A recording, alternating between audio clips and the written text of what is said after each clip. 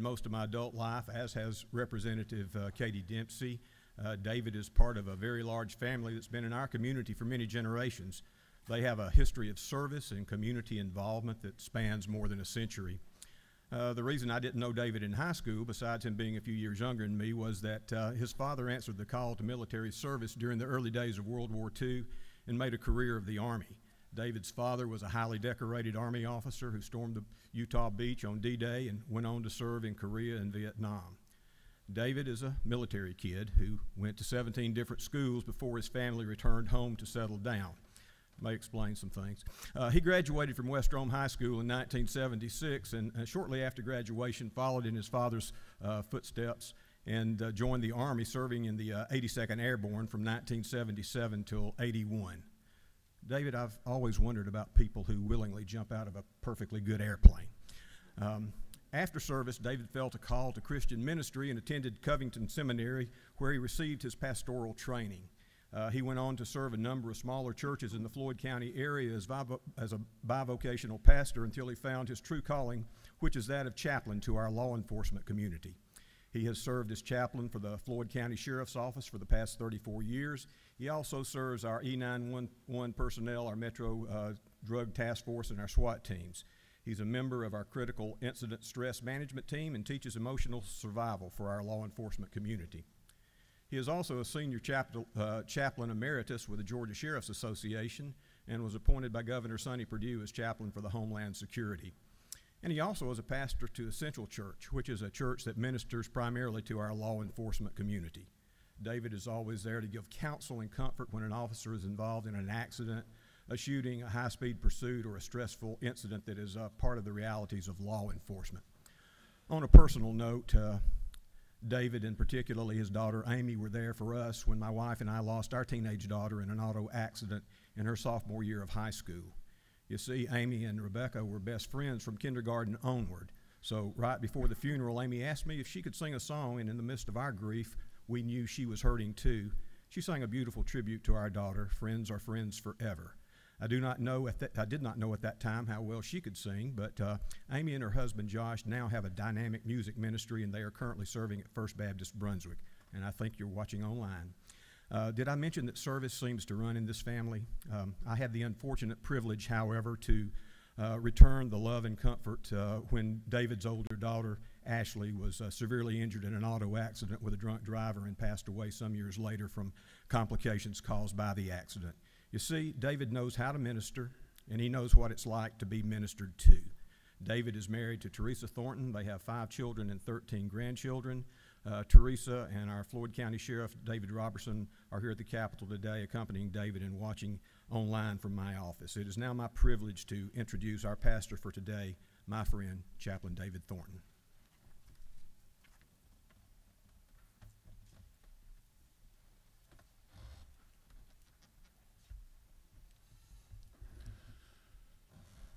Thank you. It's a great honor to be here today in the House of Representatives. Thank you to the Speaker of the House, David Ralston from Blue Ridge.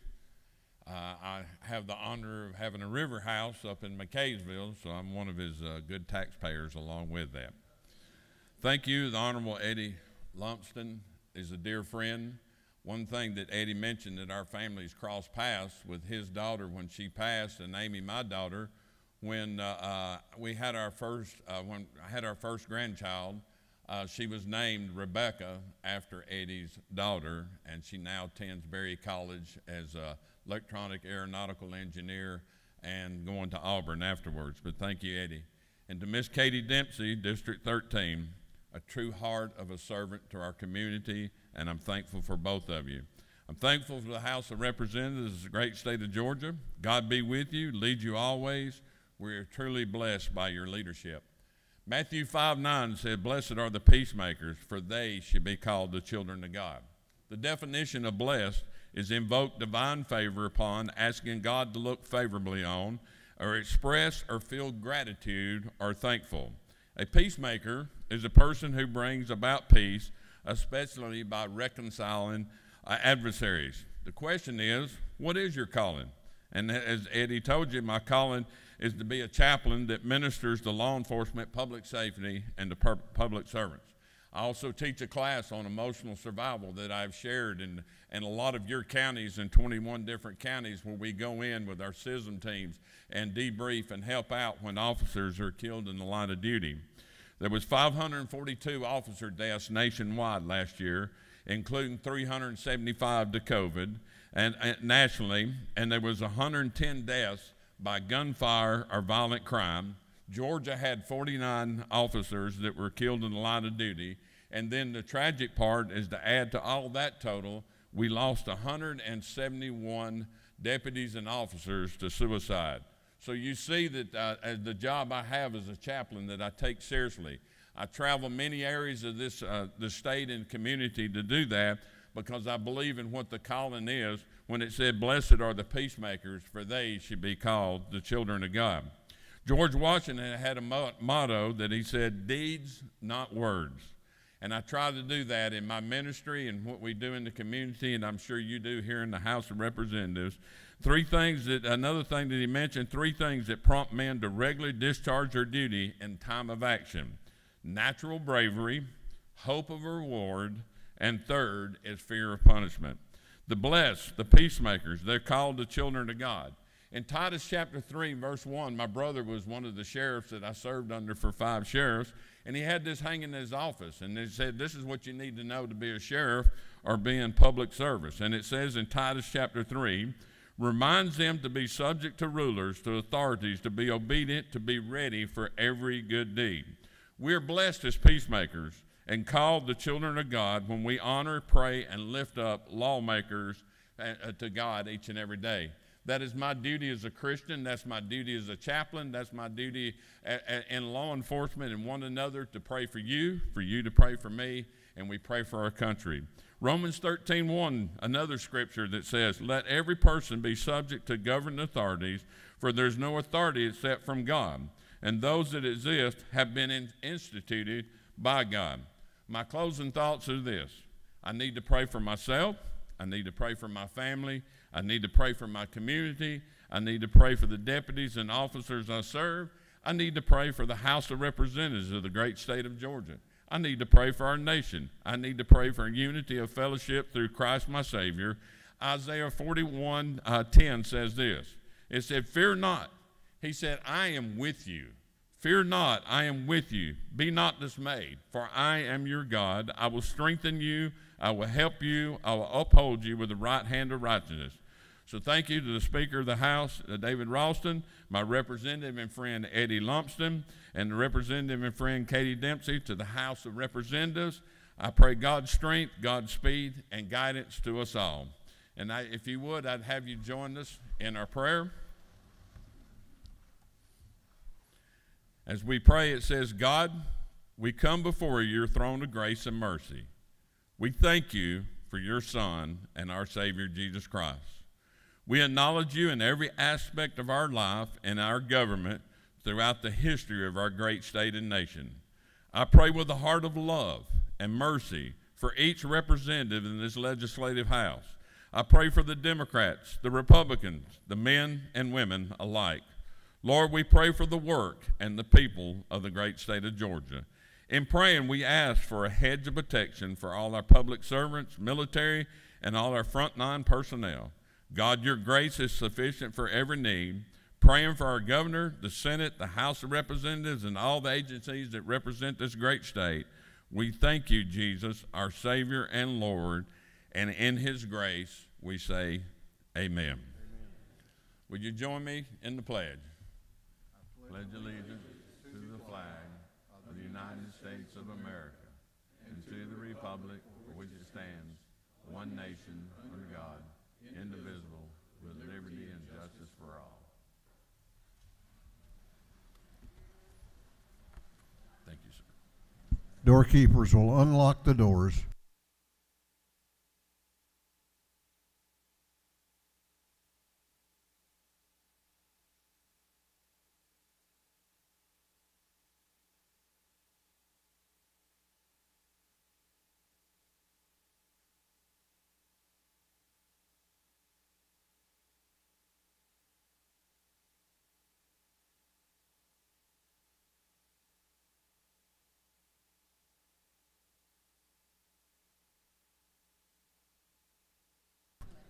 Chair recognizes, before I go there, members may greet the chaplain in the South Anteroom.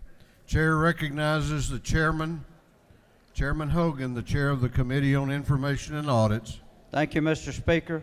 Your Committee on Information and Audits has read the journal of the previous legislative day and found it to be correct. And furthermore, Mr. Speaker, we are reminded how short life really is and how we're just passing through. So all the people you haven't told that you love lately, tell them and live your days like you mean it. Chairman Hogan, the chair of the Committee on Information and Audits, reports that the journal of the previous legislative day has been read and found to be correct. Is there any objection to the confirmation of the journal? The chair hears none and the journal is confirmed. The clerk will read the resolution establishing the order of business for the day.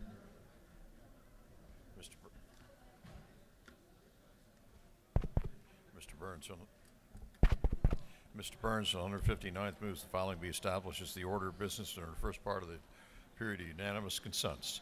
Introduction of bills and resolutions, first reading and reference of House bills and resolutions, second reading of bills and resolutions, reports of standing committees, third reading and passage of uncontested local bills and resolutions, first reading and reference of Senate bills and resolutions, morning orders. Is there any objection to the adoption of the resolution establishing the order of business for the day? The chair hears none and the resolution is adopted. First reading of bills and resolutions. The clerk will read.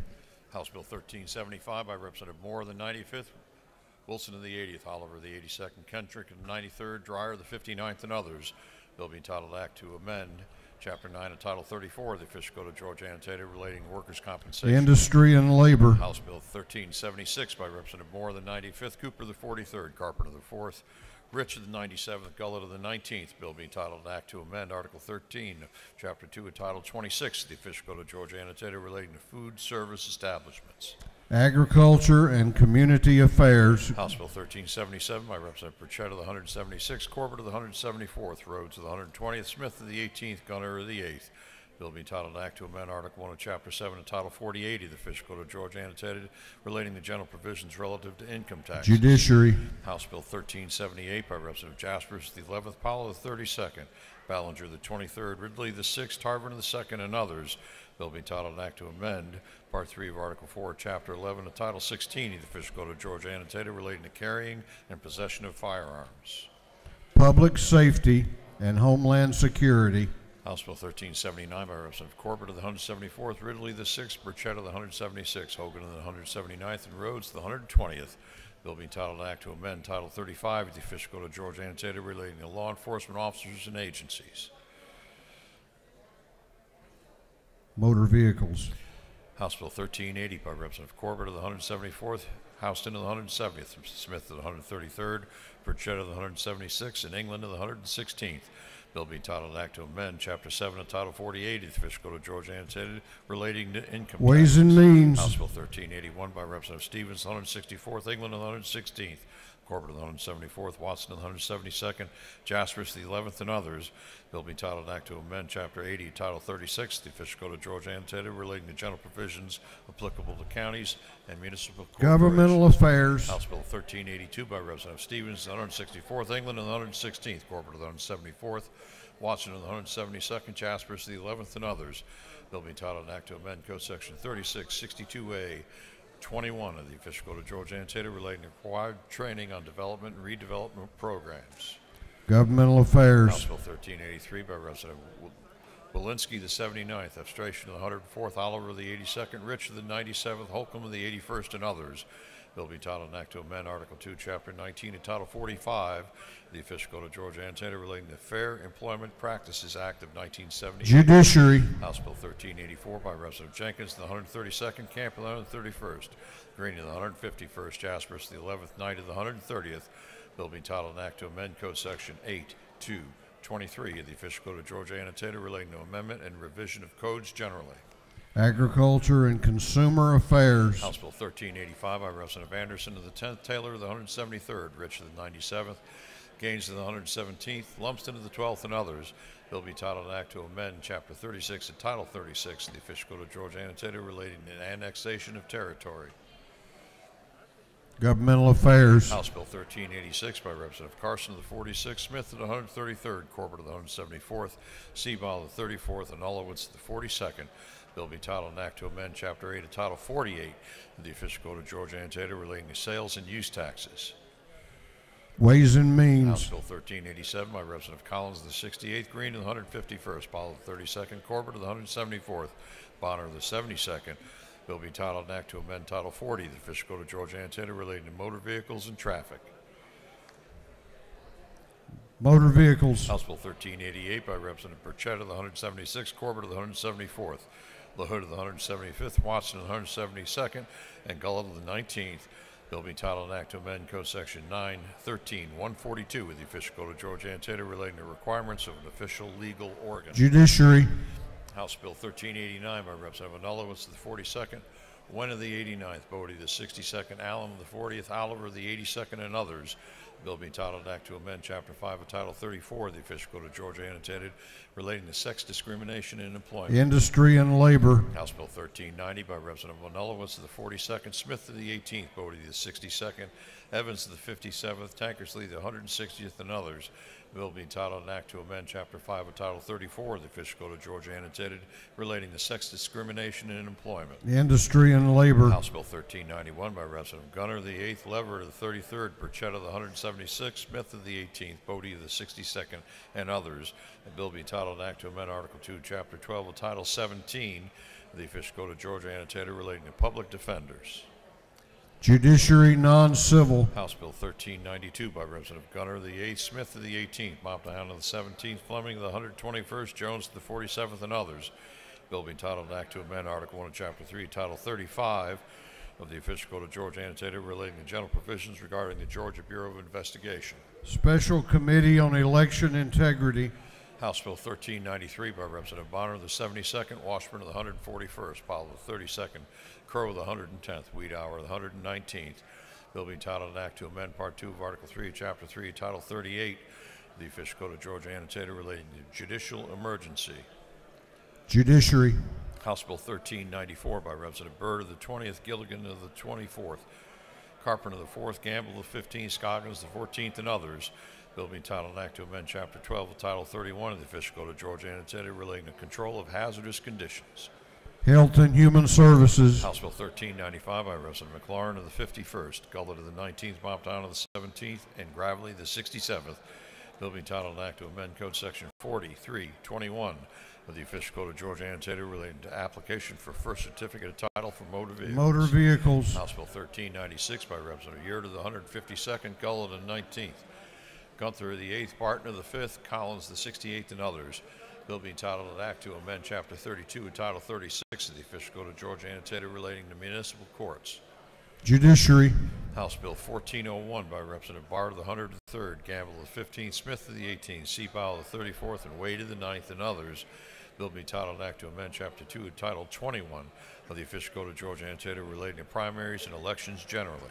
Special Committee on Election Integrity. House Bill 1402 by Representative Barr of the 103rd, Donahue of the 30th, Mathis of the 144th, Smith of the 18th, Wade of the 9th, and others.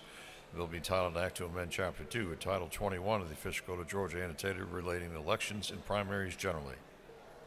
Special Committee on Election Integrity. House Bill 1403 by Representative Crow of the 110th, Hatchett of the 150th, Newton of the 123rd, Ridley of the 6th, Mathis of the 144th.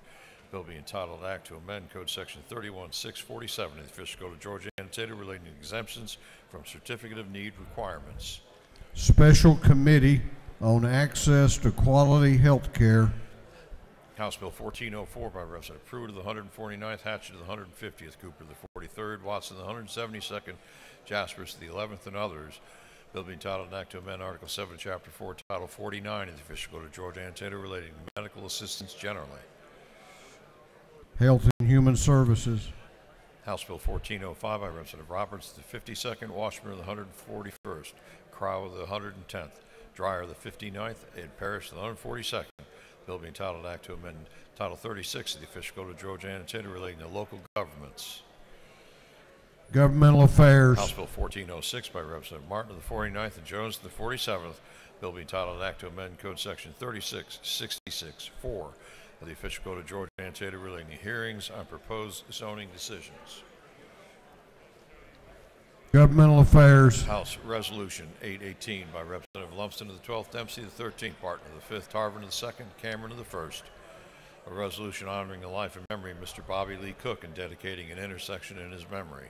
Transportation. House Resolution 819 by Representative Powell of the 32nd, a resolution honoring the life and memory of Mr. Fred Pullman and dedicating a bridge in his memory. Transportation. Senate Bill 331 by Senator Albers of the 56th, Mullis of the 53rd, Dugan of the 30th, Kirkpatrick of the 32nd, Miller of the 49th, and others. Bill being titled an act to amend Chapter 4, Title 34 of the Official Code of Georgia Annotated relating to minimum wage law. Industry and Labor. Senate Bill 346 by Senator Mullis of the 53rd, Hatchett of the 50th, Anderson of the 24th, Hickman of the 4th, Walker of the 20th, and others. Bill be titled Act to amend Part 1 of Article 3 of Chapter 5 of Title 50 of the Official Code of Georgia Annotated relating to the general authority, duties, and procedure of the Department of Administrative Services. Governmental Affairs. Senate Bill 360 by Senator McNeil of the 3rd, Kennedy of the 18th, Beach of the 21st, Miller of the 49th, Hickman of the 4th, and others.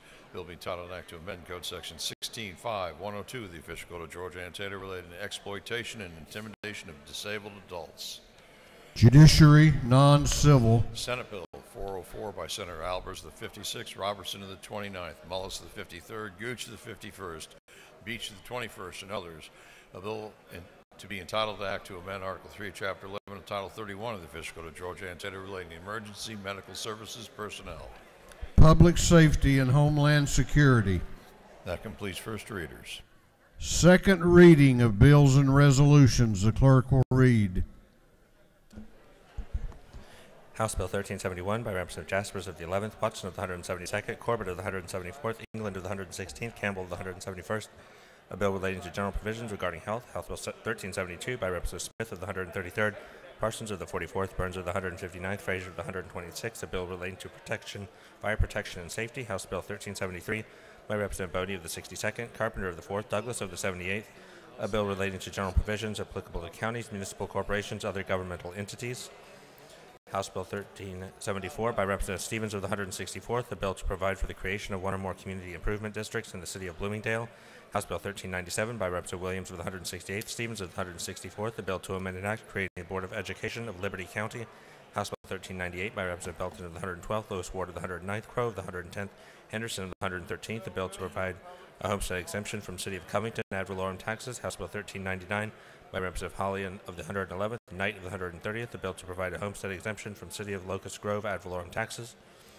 House Bill 1400 by Representative Powell of the 32nd, Wilkerson of the 38th, Jackson of the 128th, Tarvin of the 2nd, Carpenter of the 4th, and others, a bill relating to access to medical cannabis.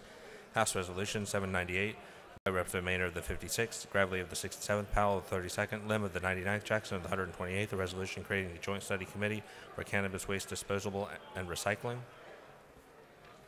Senate Bill 374 by Senator Tillery of the 19th, Hufstetler of the 52nd, Burke of the 11th, Kennedy of the 18th, a bill relating to the Georgia Data Analytics Center. Senate Bill 438 by Senator Tippins of the 37th, Duggan of the 30th, Miller of the 49th, Strickland of the 17th, Hickman of the 4th, and others. A bill relating to retention of contractual payments and creation of escrow accounts. Senate Bill 445 by Senator Burns of the 23rd, Payne of the 54th, Hickman of the 4th, Gooch of the 51st, Mullis of the 53rd, and others. A bill relating to civil and criminal penalty for violation of Section 610 of the National Manufactured Housing Construction and Safety Standards Act of 1974. Senate Bill 454 by Senator Kennedy of the 18th, a bill to amend an act establishing the Board of Public Education for Bibb County. Senate Bill 461 by Senator Dixon of the 45th, Strickland of the 17th, Kennedy of the 18th, Duggan of the 30th, Robertson of the 29th, and others. A bill relating to when offenses bailable, procedure, schedule of bails, and appeal bonds. Senate Bill 466 by Senator Jones of the 10th, a bill to amend an act establishing DeKalb County districts from which members of the DeKalb County Board of Education shall be elected. Senate Bill 503 by Senator Kennedy of the 18th, a bill to amend an act to provide for the restructuring of the city of Macon, the city of Payne City, and Bibb County. Through second readers.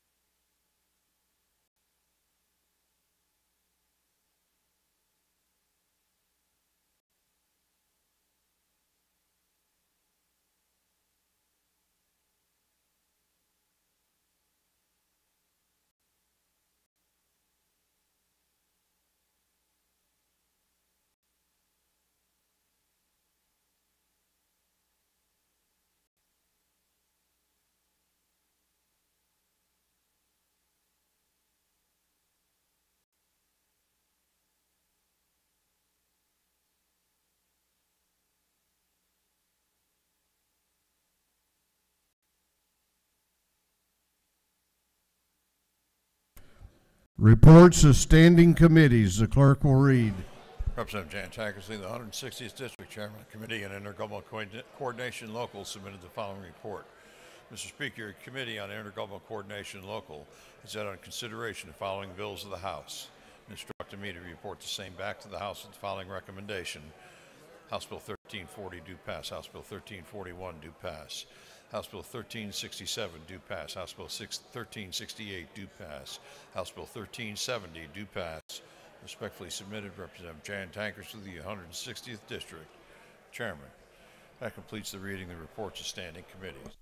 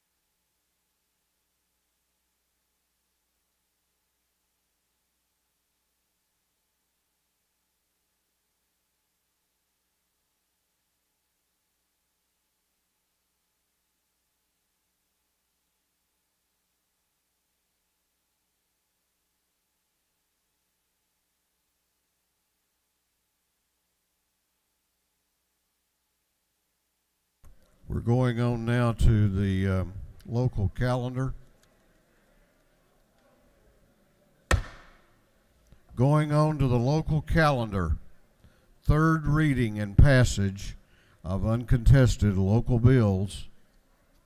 If there is no objection, we will vote on the local calendar as a whole with a recorded vote.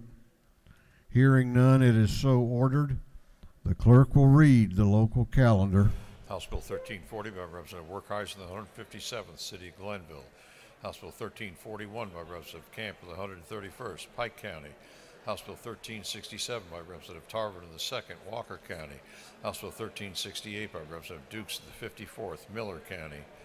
House Bill 1370 by Representative Williams of the 168th, Liberty County.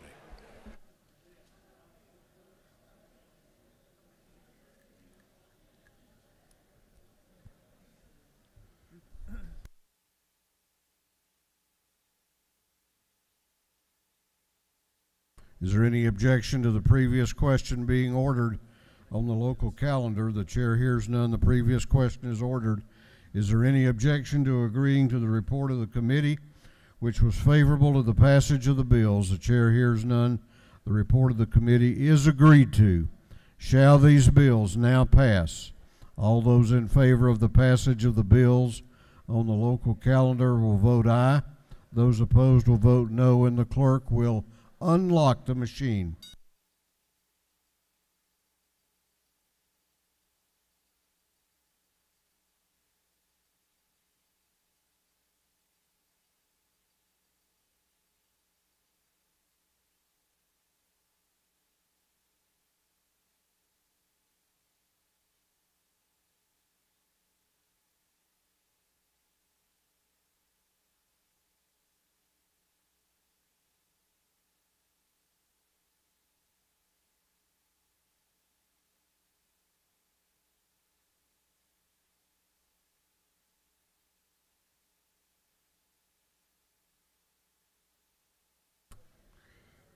Have all members voted?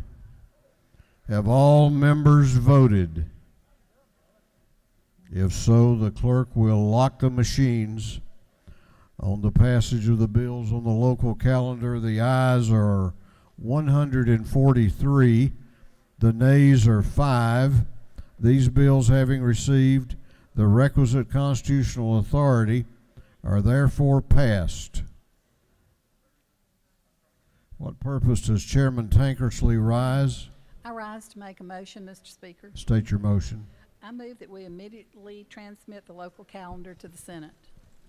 Chairman Tankersley has moved that the local bills on the local calendar, which were just passed, be immediately transmitted to the Senate. Is there objection? Is there objection? Chair hears none, and it is so ordered. We're now going on to morning orders. Morning orders.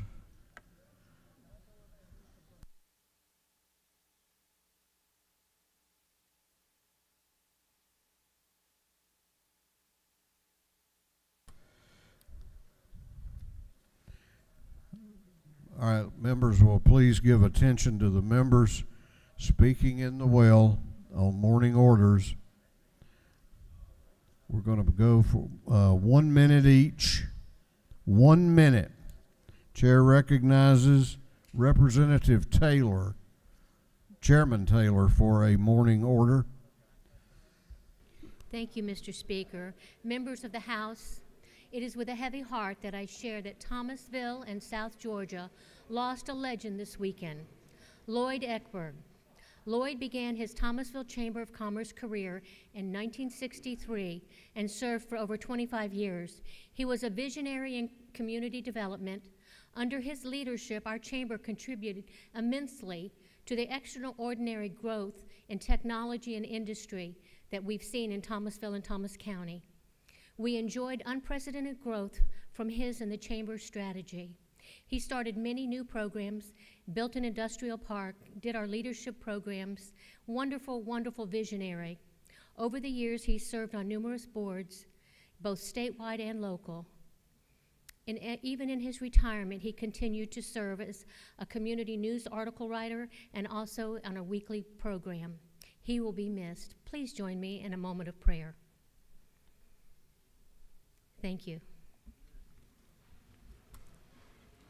Chair recognizes Chairman Ron Stevens for a morning order.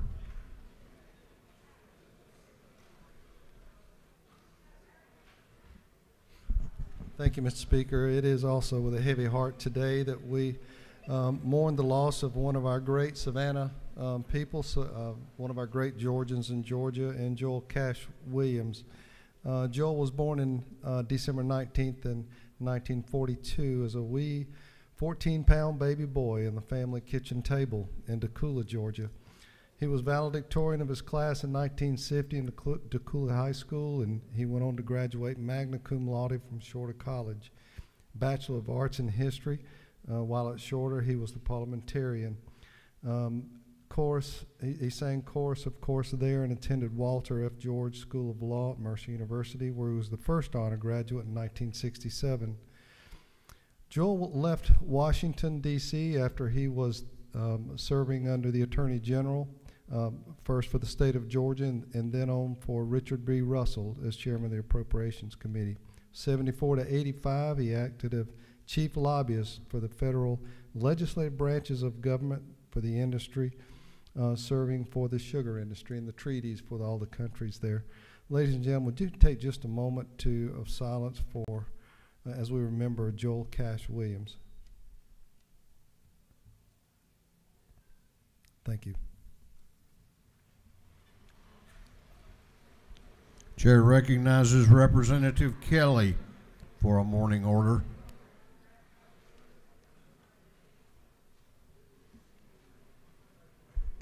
Thank you, Mr. Speaker. Yesterday, the Cedartown and Polk County community experienced the loss of one of our greatest citizens with the passing of Dr. Mark Wall. For over 35 years, Dr. Wall provided compassionate care to the residents of the Northwest Georgia community, and we'll just have a great loss with him not being with us anymore. I'll say personally, I consider Dr. Wall a great friend. I got to see as he mentored his grandson, Caleb, who he called his partner in crime, and taught him the importance of being active in government while he served as our chairman of our Republican Party for a number of years. Again, we will all miss Dr. Wall, and I would ask for a moment of silence in his honor. Thank you, Mr. Speaker. Chair recognizes Chairman Hogan, Representative DeLoach, and Representative Saines for a morning order. Thank you, Mr. Speaker. Senator Sheila McNeil, myself, Representative Buddy DeLoach, Representative Stephen Saines invite you to the depot tonight for a coastal Georgia wild shrimp and low country boil. It starts at 5:30 to 6:30, cocktail hour, 6:30 to 8 o'clock, the dinner at the depot. So everybody is welcome to have some of Georgia wild shrimp and a low country boil. So please come on down. Thank you. Chair recognizes Chairman Carpenter for a morning order. Thank you, Speaker. Just want to give everybody a heads up. Tomorrow is Georgia Restaurant Day at the state capitol. So hopefully if you're around tomorrow night at 5 p.m., we're going to have the Taste of Georgia, which is probably one of the biggest events we have down here. So if you're in town, we'd love to have you there, 5 p.m. at the Freight Depot. And just keep your mind on your restaurants, guys. Labor shortages and supply shortages have been real rough in 2021 and 22. So be thinking about those guys and eat out as much as you can. Thank you, Speaker. Chair recognizes Representative Cantrell for a morning order. Good morning, colleagues. Today is Tuesday, 2/22/22. It was 8 years ago to the day that I first was asked about running to represent House District 22.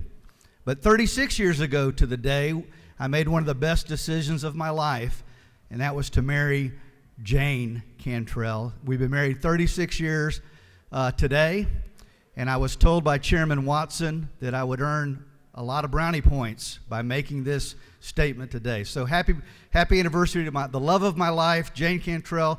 Please join with me in congratulating Jane for living with me for 36 years. Chair recognizes Representative Carter for a morning order.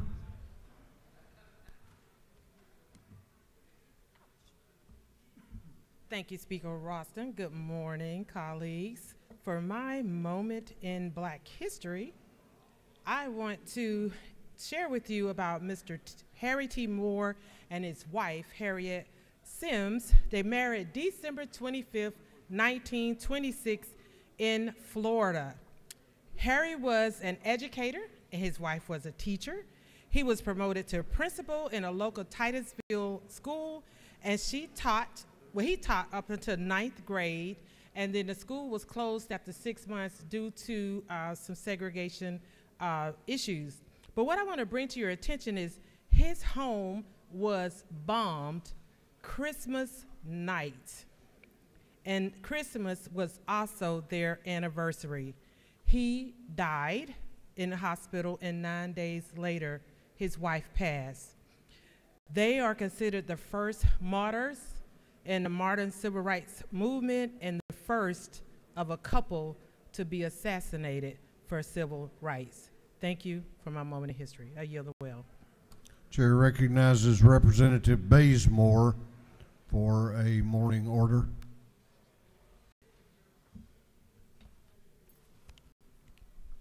Good morning, colleagues, and thank you, Speaker Ralston. And I rise for a moment of Black history. The creation of the powerful Black community known as Black Wall Street was intentional. In 1906, O.W. Gurley, a wealthy African-American from Arkansas, moved to Tulsa and purchased over 40 acres of land that he made sure was only sold to African-Americans.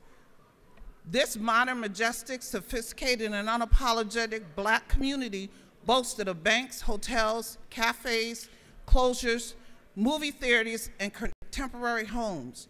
Tulsa's rapid change in racial demographics made the city ripe for a riot motivated by Black animosity against Black economic progress. Whites of the era equated improvements in wages and working conditions as communist threats. In essence, whites were resentful that Blacks no longer passively accepted second-class citizenship in their own homeland. Don't fret, we will build back better. That completes morning orders. We're now going on to the rules calendar. We're going on to the rules calendar. We have a rules calendar that was fixed by the Rules Committee last week, and they have added 2 more measures this morning as a supplemental rules calendar for today. Clerk will read the caption to House Bill 1092.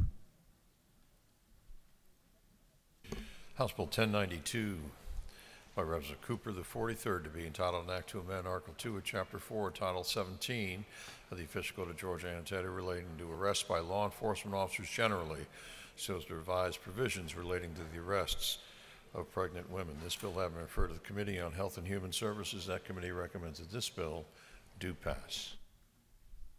Chair recognizes Chairman Cooper to present the bill. Thank you, Mr. Speaker. Good morning to ladies and gentlemen in the House. Today I bring you House Bill 1092. This bill is about pregnant women and the babies they carry and for the future citizens those babies are going to become.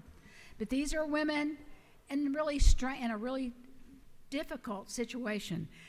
The bill says that if a woman is fixing to be sentenced to a prison term and she is pregnant, that the judge has the discretion to pause her sentencing, not change it, not make it smaller, just pause when she has to go into the prison system to start serving her term.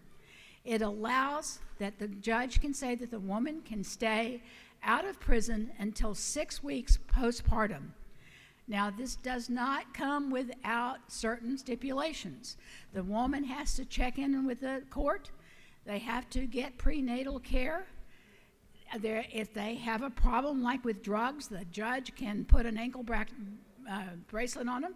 They actually have one now that somehow or other detects drug use. If the woman violates any of the stipulations by the judge, they are immediately then to start their sentence. This is not a get-out-of-jail-free card. It takes no time off the sentence, like accountability courts can and drug courts can. They can actually earn some time off their sentence. This is not the way this one works.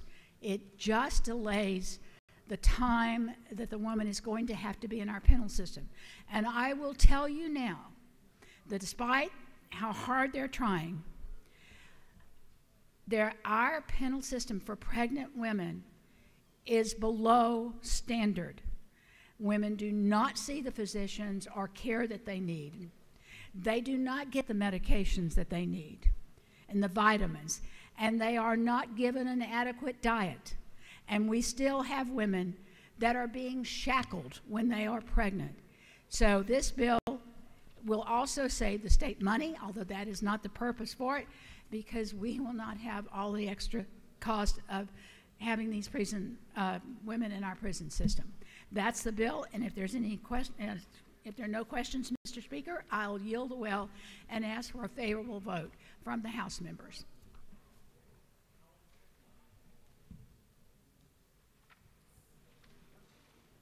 You have a couple of questions if you care to yield.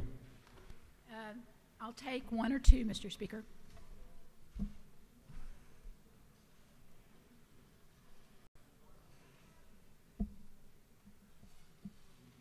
Do you yield for some questions? Yes, sir. Yes, sir. Chair recognizes Chairman Lynn Smith to your right for a question. Thank you, Mr. Speaker. Lady Yield. I will. Is it not true that you have brought to us a very difficult situation to try and come to a fair decision? It is true. Is it not true also that by doing so, we are not taking care of the mother of the child, but the unborn child as well? That's exactly right. We are doing that and trying to give that unborn child the best start on life that we possibly can, despite the situation that the mother has found herself in. In our prison system, there is a huge instance of fetal death and premature and infant deaths. It is very high in our Georgia system. So that's one of the things that this would hopefully would help correct, that we would not have those deaths. Do you further yield? One more, Mr. Speaker. Chair recognizes Representative McLaurin to your right for a question. Thank you, Mr. Speaker. Does the chairwoman yield? Yes, I do. Madam Chair, I really want to sincerely thank you for bringing this bill. It's such an important measure, and I also want to thank you so much for speaking the truth about what's happening in Department of Corrections facilities for pregnant women, unfortunately, and for so many people. I guess my question for you is, since the design of this bill is sort of to grant a temporary reprieve from some of the conditions inside the Department of Corrections, do you think it would be appropriate for this body to take up a sustained effort, not just to address some of the conditions you're talking about generally, but also specifically with regard to pregnant women, the impunity with which some officers have refused to comply with this body's shackling legislation? Madam Chair. In my years in the legislature, I have found that it's probably always healthy to look at our institutions and the bureaucracy that we find all across state government. We appreciate it. Thank you, Madam Chair. Thank you, Mr. Speaker, and to the members, I ask for your favorable vote, and Mr. Speaker, I yield the well. Lady yields the well. We have another member that wished to be heard on the bill. Chair recognizes Representative Schofield to speak to the bill. Thank you, Mr. Speaker, and good evening, colleagues. I rise in support of HB 1090.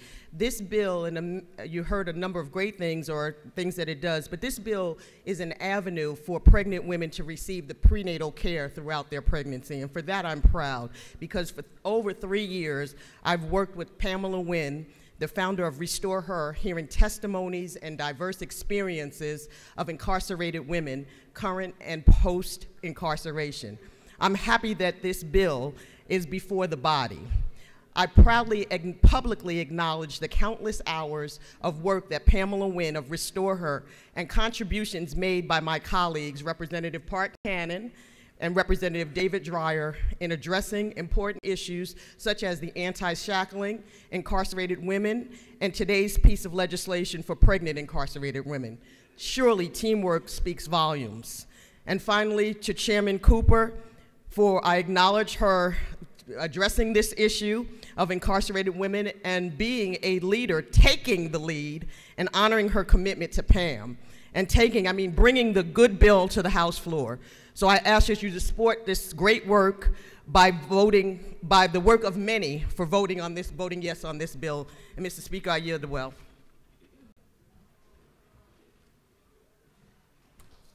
Lady has yielded the well. Is there any objection to the previous question being ordered? The chair hears none. The previous question is ordered. Is there any objection to agreeing to the report of the committee, which was favorable to the passage of the bill? The chair hears none. The report of the committee is agreed to. Shall this bill now pass? All those in favor of the passage of the bill will vote aye. Those opposed will vote no, and the clerk will unlock the machines.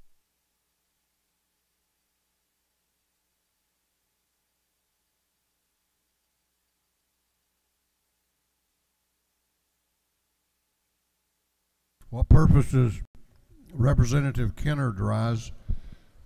Mr. Speaker, is it not a parliamentary inquiry? State your inquiry. Mr. Speaker, is it not true that it is against the law in Georgia to shackle a pregnant woman in our correctional facility, and therefore the Department of Corrections is out of compliance with our laws? I think the gentleman is correct. Have all members voted? Have all members voted? If so, the clerk will lock the machines on the passage of House Bill 1092. The ayes are 161, the nays are 0. This bill, having received the requisite constitutional majority, is therefore passed.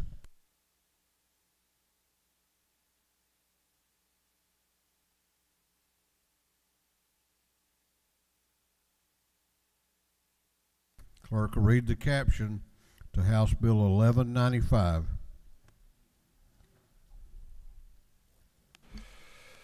House Bill 1195 by Representative Lumsden of the 12th and others to be entitled an act to amend Chapter 85 of Title 36 of the Official Code of Georgia and Territory relating to interlocal risk management agencies in local government. This bill has been referred to the Committee on Insurance. That committee recommends that this bill do pass.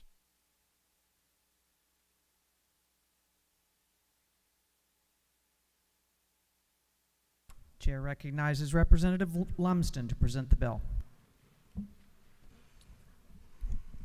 Madam Speaker, members of the House, I bring to you House Bill 1195. This is a bill that comes as a request from ACCG and GMA.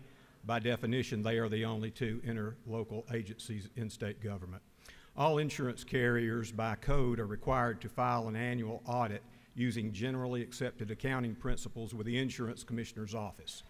ACCG and GMA are not insurance carriers, but they do manage some insurance programs for their members, and because of that, they're required to file annual audits with the Insurance Commissioner's Office as well.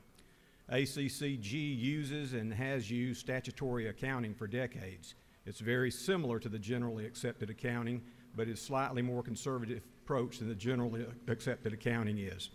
House Bill 1195 adds statutory accounting as an acceptable form of reporting for ACCG and GMA. The Insurance Commissioner's Office fully supports this change. That is the bill, Madam Speaker. I would greatly appreciate your favorable consideration. You have a question? I do have a question. Do you yield? Yes. The chair recognizes Representative Carter in the gallery for a question. Good morning. Does the gentleman yield? I do. My question refers to the statutory principles in which you've added in this piece of legislation. Would this only be for the audits as it relates to the insurances, or would this be for audits for the entire organization, and does it trickle down to the municipalities? It's my understanding that this only applies, if you look at the language of the bill, it only applies to interlocal government agencies. and the only two defined in law as interlocal government agencies are ACCG and GMA. This does not have a trickle-down effect to anyone. It only applies to those two entities, and it simply provides them with the ability to continue doing what they've been doing for decades. There's a little section in the law that requires generally accepted accounting principles. Statutory is very similar to generally accepted accounting, just slightly more conservative. This just provides them with the opportunity to continue to file based on how they are currently filing, and it has the full support of the Insurance Commissioner's Office, whom they have to file the reports with. Okay, do you further yield for a friendly question? Yes. I just want to be really, really clear because the addition that you're adding to the bill stipulates it is for insurance type companies only. And I just want to be clear that as we're voting, that we're only adding that and not removing GAAP. No, we're not removing GAAP. It simply adds that caveat only for ACCG and GMA, which in this particular section that we're dealing with in the law only applies to interlocal government agencies, and ACC and GMA are the only two interlocal government agencies defined in law. Thank you. Madam Chair, I yield the well. Gentleman has yielded the well. For what purpose? Gentleman has waived. Is there any objection to the previous question being ordered? The chair hears none. The previous question is ordered. Is there any objection to agreeing to the report of the committee which was favorable to the passage of the bill? The chair hears none. The report of the committee is agreed to. Shall this bill now pass? All in favor of the passage of the bill will vote yes. All those opposed will vote no, and the clerk will unlock the machine.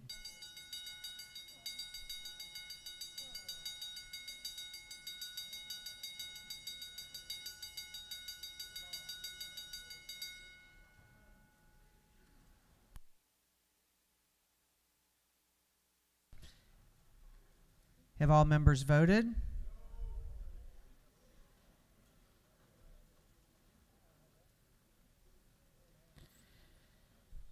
Have all members voted?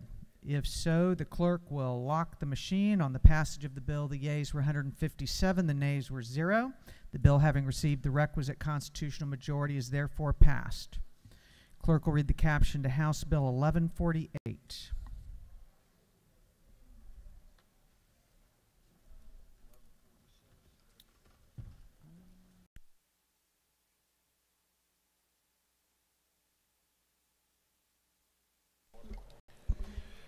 Chair recognizes Representative Rhodes to present the bill. Thank you, Madam Speaker. Ladies and gentlemen, House Bill 1148. CWD, also known as chronic wasting disease, is a major problem amongst our deer herd in certain portions of the United States. There have been some detected in the northwest corner of Alabama, up around Mississippi and Tennessee. All this is a measure by our department to take proactive steps. Alabama, Florida, North Carolina, and Tennessee have done the same thing. These steps just will not allow deer carcasses to be brought in to Georgia from other states. If they are, the meat just has to be deboned. And that's all this legislation does. It's a proactive measure to try to protect our deer herd here in Georgia. I'll be glad to answer any questions, Madam Speaker. There are no questions. Thank you. I ask for your favorable vote. The gentleman has yielded the well. Is there any objection to the previous question being ordered? The chair hears none. The previous question is ordered. Is there any objection to agreeing to the report of the committee which was favorable to the passage of the bill? The chair hears none. The report of the committee is agreed to. Will this bill now pass? All in favor of the passage of the bill will vote yes. All those opposed will vote no, and the clerk will unlock the machine.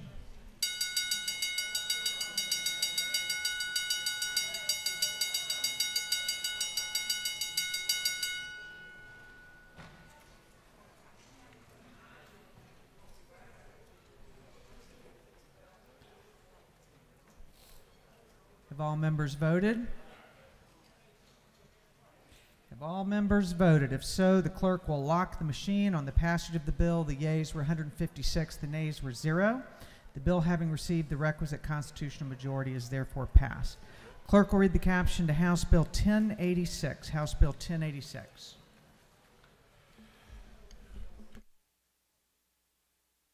House Bill 1086 by Representative Dempsey, the 13th, and others to be entitled an act to amend Code Section 31718 of the Official Code of Georgia Annotated relating to influenza vaccinations for discharged patients age 65 and older. This bill has been referred to the Committee on Health and Human Services. That committee recommends that this bill do pass. The chair recognizes Representative Dempsey to present the bill. Thank you, Madam Speaker. HB 1086 is a very friendly measure. Not everyone in the room here is 50 years old, but if you're not, you probably have a loved one or a family member who is. And that's what this is focused on. Currently, state law requires hospitals to offer influenza vaccine during influenza season to patients age 65 and older prior to their discharge. The word is offer, not to mandate, not to tell them they must do it, but to offer it. Today, individuals that are age 50 and older have been found to be at increased risk for severe illness and complications from the flu. As we age, our immune systems weaken, and we are more likely to have underlying conditions such as diabetes, asthma, or cardiovascular disease. With that in mind, this legislation simply lowers the existing age from 65 to 50, and that inpatient may still accept or decline the vaccine. Georgia Medicaid covers the vaccine for adults, and the Affordable Care Act mandates that commercial payers must cover the full cost of vaccine, having a recommendation from the CDC. The Department of Public Health has a vaccine assistance program. It is covered through a CDC grant for those who are uninsured or underinsured, and all health departments have access to these vaccines. But this is the time when you're in the hospital, possibly in a weakened condition during the flu season, to say, if you would like to have it while you're here, we can help you do that. If there are any questions, I'll be able to take them. If not, I will ask for your favorable consideration. The lady has a question. The chair recognizes Representative Clark for a question. Thank you, Madam Speaker. Does the gentlelady yield? I do. So I love this legislation. Thank you so much for bringing it. I'm just curious, why stop at age 50 when we also know that children, especially children under the age of 5, are also at really high risk for complications due to flu? Yeah, I also agree with you, but this is targeted and focused for that capture while in the hospital, particularly of our aging population. And I hate to say that 50 is aging, because it's not really. You know, we've forgotten a little bit too how perilous the flu can be for some people. In recent years, the numbers have trended down, but they're starting to tick back up again right now. And over the last 5 years, the lowest number of those hospitalized were 1,500, but it did go up to about 3,100, and deaths were 151 at one point. So it's something we need to pay attention to. Thank you. Thank you. There are no more questions. Thank you. I yield the will and ask for your favorable support. The lady has yielded the well. Is there any objection to the previous question being ordered? The chair hears none. The previous question is ordered. Is there any objection to agreeing to the report of the committee which was favorable to the passage of the bill? The chair hears none. The report of the committee is agreed to. Shall this bill now pass? All in favor of the passage of the bill will vote yes. All those opposed will vote no, and the clerk will unlock the machine.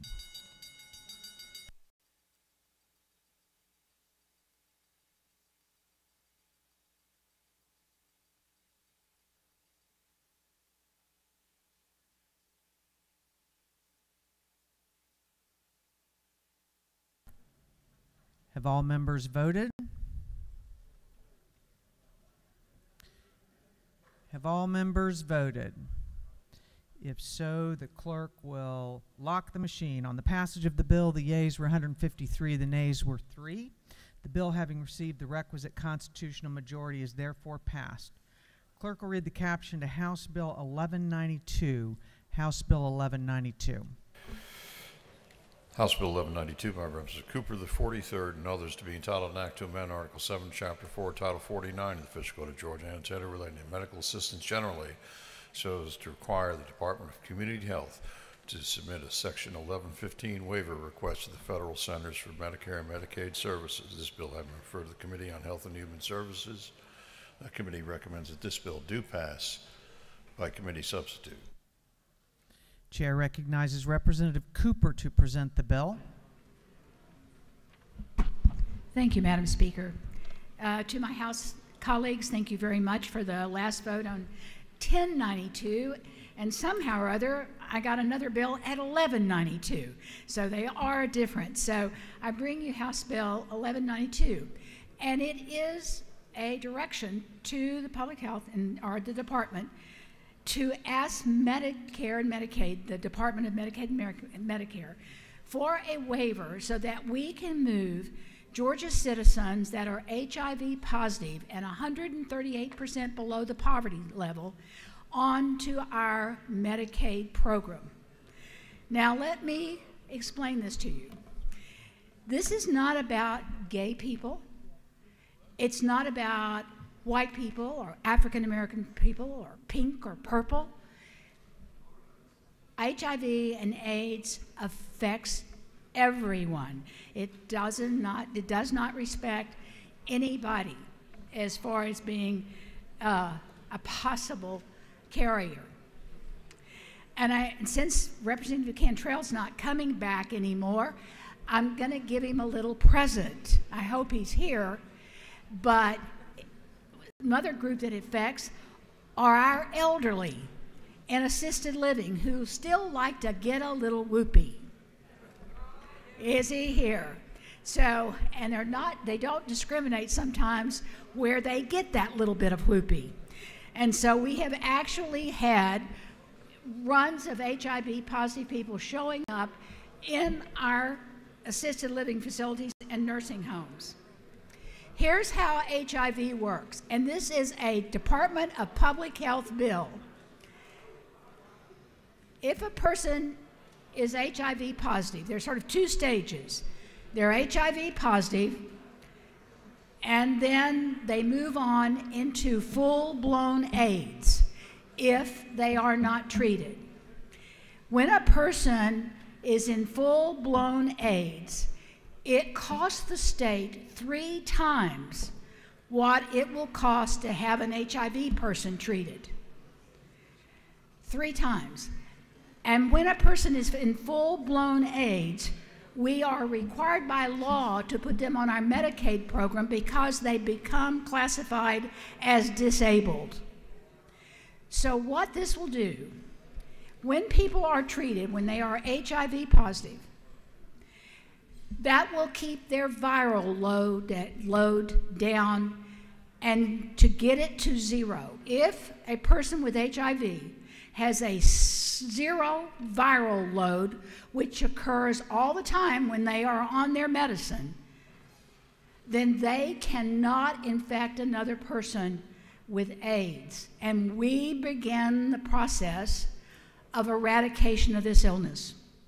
So what this would allow us to do is put about 7,500 people that are infected with HIV onto our Medicaid rolls so that they get the treatment they need to keep their viral load down to 0 so they cannot affect other people, and to keep them from moving into the AIDS category where it will cost the state 3 times the amount to treat them than it did when they were HIV positive. That is how this works. Public health asked for it. Right now, we cover people that are 138% of the poverty level that have no insurance or any other means to pay for their treatment by the Ryan White Act. But there is a limit to that money. And continually, public health is having to come and ask us to put more money into the budget to cover the people who are at that poverty level and not covered by Ryan White. This year, I think there's about $10 million in the supplemental budget, and I think another $10 million are going to be asked because there's not enough money in the Ryan White. In the long run, public health thinks that this will save them about $58 million in cost, while it only cost about $18 million to cover the people. That is how the bill works. And I would ask for your favorable vote. And Madam Speaker, if there are no questions, I'll yield the well. There are thankfully no questions, and the lady has yielded the well. Is there any objection to the previous question being ordered? The chair hears none. The previous question is ordered. Is there any objection to adopting the committee substitute? The chair hears none. The committee substitute is adopted. Is there any objection to agreeing to the report of the committee, which was favorable to the passage of the bill? The chair hears none. The report of the committee is agreed to. Shall this bill now pass? All in favor of the passage of the bill will vote yes. All those opposed will vote no, and the clerk will unlock the machine.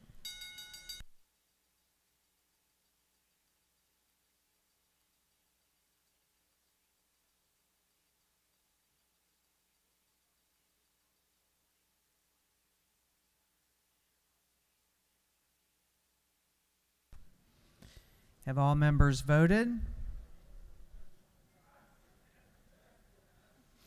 Have all members voted? If so, the clerk will lock the machine on the passage of the bill. The yeas were 136, the nays were 14. The bill, having received the requisite constitutional majority, is therefore passed.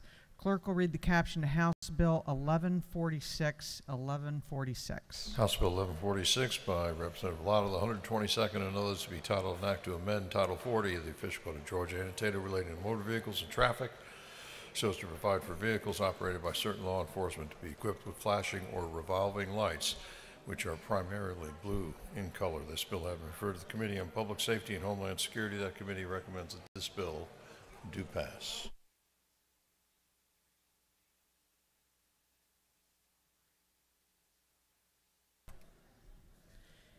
Chair recognizes Representative Lott to present the bill. Thank you, Madam Speaker. Colleagues, I am presenting HB 1146, which is an agency initiative for the Department of Public Safety. This bill allows for Georgia State Patrol vehicles assigned to traffic law enforcement to no longer be required to have a rooftop bar light. For uniformity purposes and with the newer lighting technology available within the vehicle itself, front, rear, and side blue lights, including word identifier bars that read State Patrol, HB 1146 deletes the outdated language on lines 27 to 29 in the bill. The bill was unanimous out of the Public Safety Committee with no person speaking in opposition. There has been one significant question worth addressing concerning safety. Some in Georgia have used the bar light on the roof of the vehicle as their confirmation that the vehicle attempting to stop them is for certain an officer of the law. But with the newer technology, Georgia State Patrol vehicles are equipped with a messaging bar that reads State Patrol. This is significant and definitive label for improved safety. All other marking requirements on the traffic enforcement vehicles remain the same. That is the bill, and I will answer any questions if there are any. You have a couple questions. The chair recognizes Representative Clark of the 108th District for a question. Does the gentlelady yield? I do. So you mentioned the striking out of line 28 and 29. Does this, by removing those lines, does this now allow the Georgia State Patrol to basically have speed traps where none of the cars have the blue light bars so that vehicles know that they are approaching police officers? So your question is regarding speed traps. This legislation has nothing to do with that. And all that this line removes is prior to this legislation, or with this, prior to this legislation, they were required to have a blue bar on top. They were given the opportunity to have two vehicles that were slick tops. Now, because of the increased technology, because of the bar light that is within the vehicle that reads State Patrol, they are now able to just use the blue lighting system that they have within the grills, the sides of the vehicles, the rear of the vehicles, and the bar lighting. That is within the vehicle, not on the rooftop. All right, so does the gentlelady further yield? I do. So I would think we can all agree that most people, when they are, when they think they see law enforcement, they're usually using that light bar at the top to know that they're approaching a law enforcement vehicle. And so this would allow for them to not have that, so that vehicles would not know necessarily until they get right up on it, or once it's behind them flashing their indoor lights, that that car is actually a police car. Is that correct? That's correct. If what the person is using is the bar and that's somehow a judgment of what they're coming up on, then there would be no bar. So you're accurate in that. Thank you. Chair, yes, ma'am. Everyone has waived. There are no more questions. Thank you. I ask for your favorable consideration of this bill. I yield the well. The lady has yielded the well. Is there any objection to the previous question being ordered? The chair hears none. The previous question is ordered. Is there any objection to agreeing to the report of the committee which was favorable to the passage of the bill? The chair hears none. The report of the committee is agreed to. Shall this bill now pass? All in favor of the passage of the bill will vote yes. All those opposed will vote no, and the clerk will unlock the machine.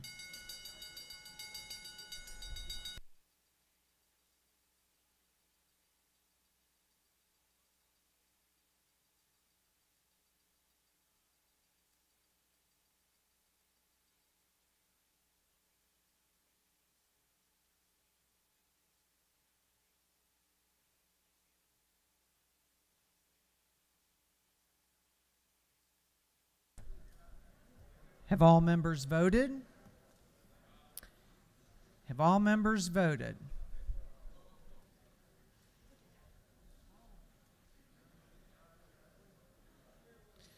If so, the clerk will lock the machine. On the passage of the bill, the yeas were 105, the nays were 55. The bill, having received the requisite constitutional majority, is therefore passed.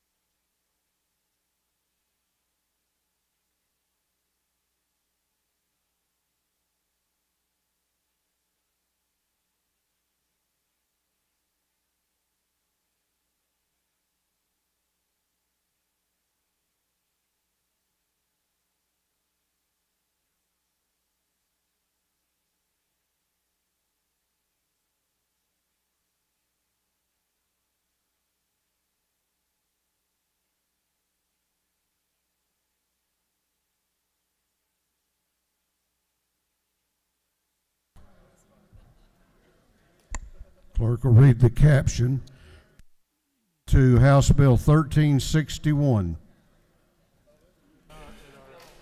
House Bill 1361 by Representative Leverett of the 33rd to be entitled an act to amend Title IX of the Fiscal Code of Georgia Annotated relating to civil practice so as to clarify that the Attorney General is to be served and heard in all defense of all acts of the General Assembly when challenged in any court action. This bill having referred to the Committee on Judiciary. That committee recommends that this bill do pass. Chair recognizes the Chief Deputy Whip of the Majority Caucus, Representative Leverett, to present the bill. Thank you, Mr. Speaker. Ladies and gentlemen of the House, I'm presenting to you today House Bill 1361, which as you know, has sort of become my passion to take on and revise little-known nondescript sections of the Georgia Code. This is part of that campaign, but unlike others, this actually has a little personal story for me. My father told me of when this statute was actually adopted when he was at the Attorney General's office. Alfred Evans, who was with the Attorney General's office for many, many years, would get just cussing mad whenever they would get notice of a lawsuit that had been filed some time ago and properly served on an agency or a department but hadn't made its way through the system to the Attorney General's office until long after the answer was due. So this statute currently just requires that the Attorney General be notified. These amendments simply clarify that the Attorney General has the right to be heard in defense of the statute, but it is not mandated. The language at the very end which says as a party, has the right appearing as a party of right as he or she determines is appropriate. So this simply cleans up the statute a little bit. It makes it clear that the Attorney General, he or she, has discretion as their resources allow and they deem as appropriate to be heard and appear in the case. So I would ask your favorable consideration of the bill, Mr. Speaker. I will yield for questions. You do not have any questions. Thank you. I'll yield the well, Mr. Speaker, and ask your favorable consideration of the bill. Is there any objection to the previous question being ordered? The chair hears none. The previous question is ordered. Is there any objection to agreeing to the report of the committee, which was favorable to the passage of the bill? The chair hears none. The report of the committee is agreed to. Shall this bill now pass? All those in favor of the passage of the bill will vote aye. Those opposed will vote no, and the clerk will unlock the machines.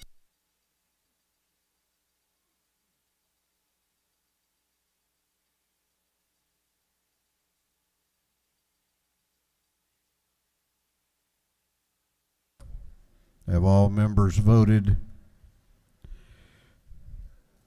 Have all members voted? If so, the clerk will lock the machine on the passage of House Bill 1361. The ayes are 163, the nays are 0. This bill, having received the requisite constitutional majority, is therefore passed. What purpose does Representative Leverett rise? Make a motion. State your motion. Mr. Speaker, I would move immediate transmittal of House Bill 1361 to the Senate. Representative Leverett has moved for immediate transmittal of House Bill 1361 to the other chamber. Is there objection? Is there objection? The chair hears none, and it's on its way over there. Clerk will read the caption to House Bill 500. House Bill 500 by Representative Burchetta, the 176, to be titled an act to amend Code Section 33-125 of the Official Code of Georgia annotated relating to the Georgia Agribusiness and Rural Jobs Act so as to provide for a second round of funding and period for applications. This bill having been referred to the Committee on Ways and Means, that committee recommends that this bill do pass by committee substitute. Chair recognizes Chairman Burchett to present House Bill 500. Thank you, Mr. Speaker. Good afternoon, colleagues. I've got a bill here. It's a very simple bill. This is the GARJA bill. We've passed this bill out in 2017 and also last session. What this bill does is it gives rural agricultural businesses the opportunity to have another avenue to borrow money. What happens, I'll give you just a for example. I have a small business in my district that was a beneficiary of this program.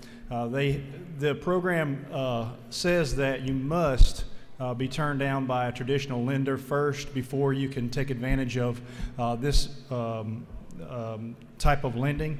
And in my case, in my district, Katie Bag is a long-standing family business that the proprietors were aging out and they had no succession plan. And like many businesses, they had borrowed money and were turned down by a traditional lender. And without this program, this GARJA program, Katie Bag would have ceased to exist. But because of this program, they were able to borrow money and continue the business along with capital investors.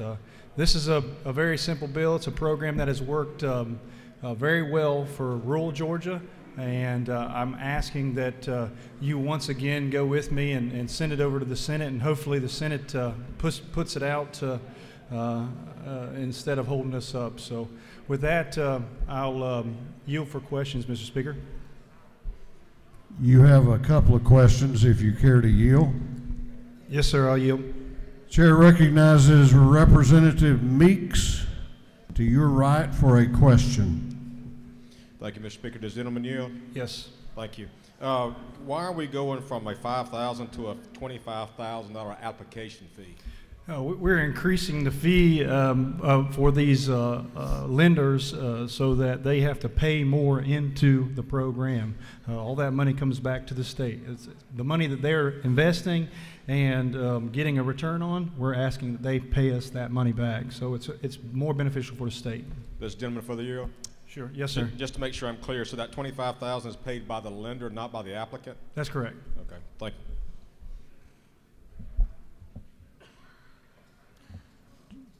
Chair, you yield for another question? I yield. Chair recognizes Representative Bennett, to your left for a question. Thank you, Mr. Speaker. Would the gentleman yield? Yes, ma'am. Can you tell me how this bill will encourage food inequities being eliminated in our rural area of Georgia? How will this bill incentivize the receivers of this money to provide increased food opportunity of fresh fruits and vegetables to people in rural counties who now currently live in food deserts? Well, I don't know that I can speak exactly to that point, but I can say this.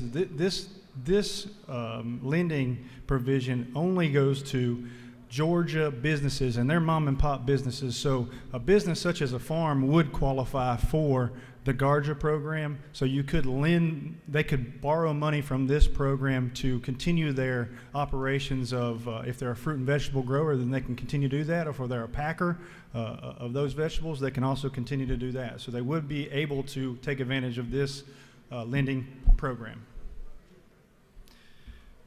Do you further yield or not? How many likes you got? Mr. Speaker, this is a bill that we've had many times, and if you have any other questions offline, please come to me, but I'm going to yield the well if you don't mind. Gentleman has yielded the well. Thank you. We have another speaker that wished to be heard. Chair recognizes Representative Dukes to speak to the bill.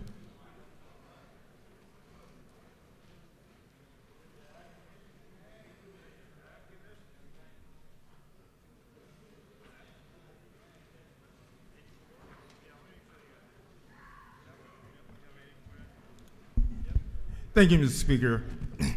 To the members of this august body, I rise in full support of this legislation. It provides people in rural Georgia, particularly those that are engaged in the agricultural industry, another opportunity to obtain financing such that they can be sustainable. As you know, in this state, small and mid-sized family farmers and people that are engaged in this industry throughout rural Georgia are having to overcome obstacles that are vastly different from those that we grew up with. This bill, this legislation, becomes another tool in the toolkit, the toolbox, that will help us to be able to sustain businesses and business opportunities from the part of the state that I represent. And as a result, I come here in full support of this legislation. Thank you, Mr. Speaker. And the gentleman from Doherty yields the well. Gentleman yields the well. Is there any objection to the previous question being ordered? The chair hears none. The previous question is ordered. Is there any objection to adopting the committee substitute? The chair hears none. The committee substitute is adopted. Is there any objection to agreeing to the report of the committee, which was favorable to the passage of the bill? The chair hears none. The report of the committee is agreed to. Shall this bill now pass? All those in favor of the passage of the bill will vote aye. Those opposed will vote no, and the clerk will unlock the machines.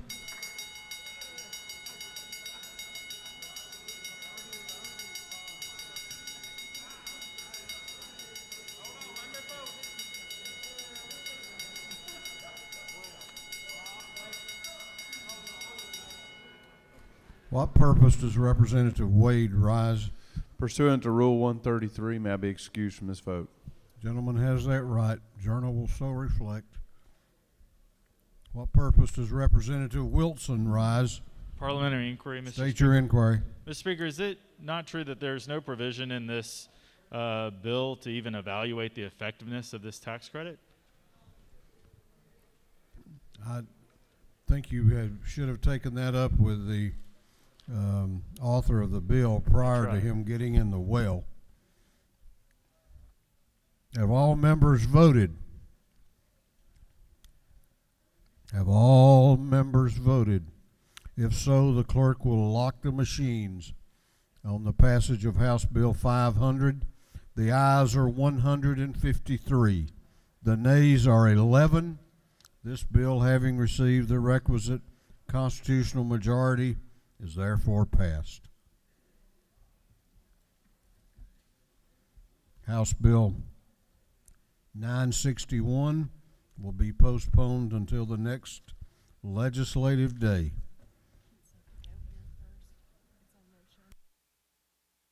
What purpose does Chairman Collins rise?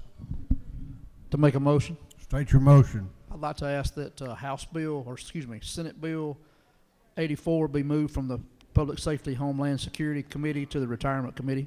Both chairmen agree. Clerk will read the caption. Senate Bill 84 by Senator Alvarez the 56th, Harper the 7th, and Robertson the 29th to be entitled an act to amend Chapter 17 of Title 47 of the Official Code of Georgia annotated relating to Peace Officers Annuity and Benefit Fund. On the motion of Chairman Collins that Senate Bill 84 be recommitted from the Public Safety and Homeland Security Committee to the Retirement Committee, is there objection? Is there objection? The chair hears none, and it is so ordered. The chair recognizes Representative Earhart for a motion.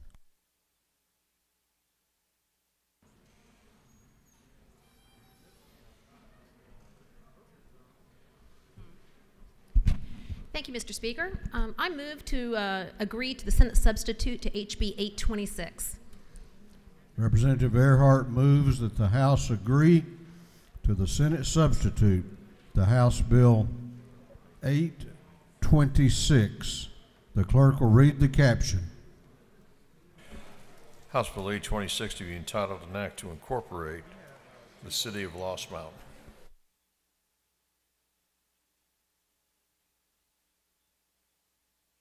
Chair recognizes Representative Earhart to explain the Senate substitute.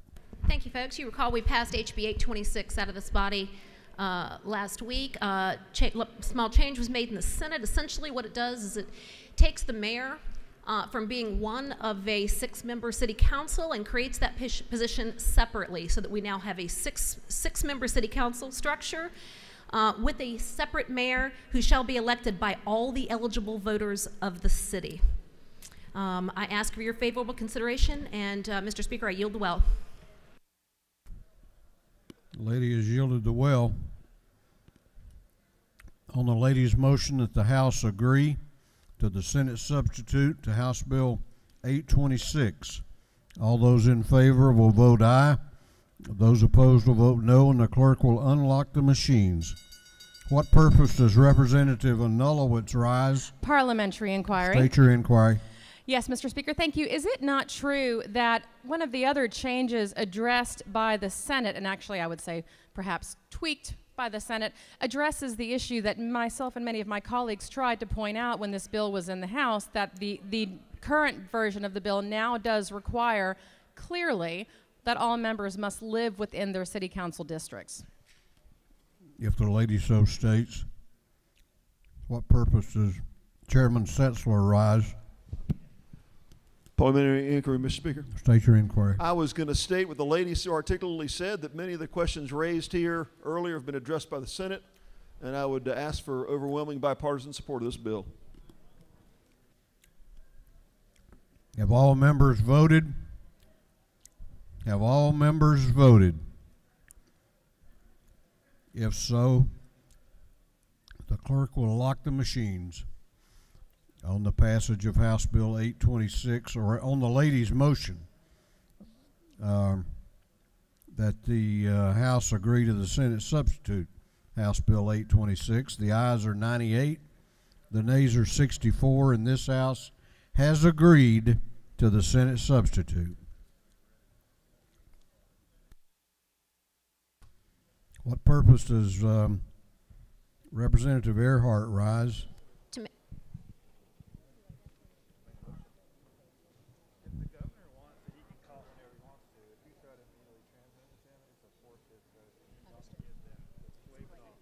I waive.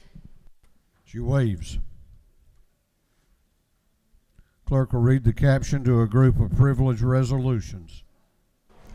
Honoring the life and memory of Lieutenant Commander David Calvin Belton, Sr., United States Navy. Honoring the life and memory of Dr. Tandy Walter Treadwell, Jr. Honoring the life and memory of Mary Alice Day. Honoring the life and memory of Manning Thomas Tom Jeter.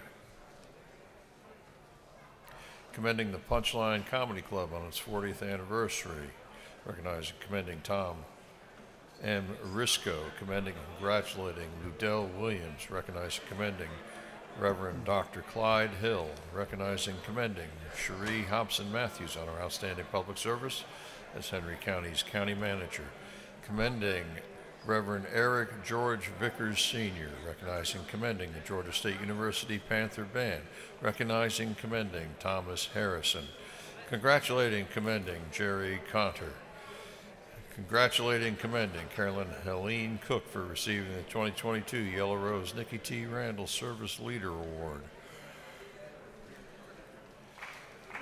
recognizing and commending Coach Ray Land. And for other purposes, that completes the reading of the privilege resolutions. Is there any objection to adopting the privilege resolutions? The chair hears none and the resolutions are adopted. Okay, we're going on now to announcements. If you have signed up for an announcement, make your way to the front of the chamber. Chair recognizes Chairman Dickey for an announcement. Thank you, Mr. Speaker. Members, we have an Agriculture and Consumer Affairs Committee meeting in the morning at 8 o'clock, 406 LOB. We have several bills. Thank you. Chair recognizes Chairman Mathiak for an announcement. Thank you, Mr. Speaker. Tomorrow's State Planning and Community Affairs is canceled. We will postpone. Thank you. Chair recognizes Representative Becky Evans for an announcement. Thank you, Mr. Speaker. The Women's Legislative Caucus will meet upon adjournment. You can pick up your lunch in room 216 CAP, and then we'll meet virtually. Thank you. Chair recognizes Chairman Watson for an announcement. Thank you, Mr. Speaker. Appropriations Subcommittee of General Government will meet at 9 tomorrow morning in room 415 CLOB. And also we've got Rural Caucus tomorrow at 12 o'clock, Department of Ag. Look forward to seeing everybody there. Thank you. Chair recognizes Representative Gullett for an announcement. Thank you, Mr. Speaker. 3 quick announcements. One is for Governmental Affairs today at 1 o'clock. It's the Redistricting and Elections Special Subcommittee, 341 Capitol. Governmental Affairs State and Local Government Subcommittee, 130, 341 Capitol. And the EV Charging Subcommittee of EUT is 403 today at 3 o'clock. Thank you so much. Chair recognizes Chairman Carpenter for an announcement. Creative Arts and Entertainment will be meeting in 406 at 1 o'clock today, 406, 1 o'clock. We have some local bills that the chair proposes to handle as the others we've been handling. I would ask unanimous consent that the rules of the House be temporarily suspended to allow these bills to be read for the first time and assigned to committee. They will all be assigned to intergovernmental coordination. Is there any objection? Is there any objection? The chair hears none. And they will all be assigned to intergovernmental coordination. We have one more announcement. The chair recognizes Chairman Rich for an announcement. The Majority Caucus will be meeting in room 403 upon adjournment, and lunch will be served. That completes our announcements. Chair recognizes the Majority Leader of the House for a motion. Thank you, Mr. Speaker. Mr. Speaker, I move that this House adjourn until 10 a.m. Thursday, February the 24th, 2022. The majority leader has moved that this House stand adjourned until Thursday, February 24 at 10 a.m. All those in favor of the motion will say aye. Those opposed will say no. The ayes have it. This House will be adjourned until Thursday at 10 a.m.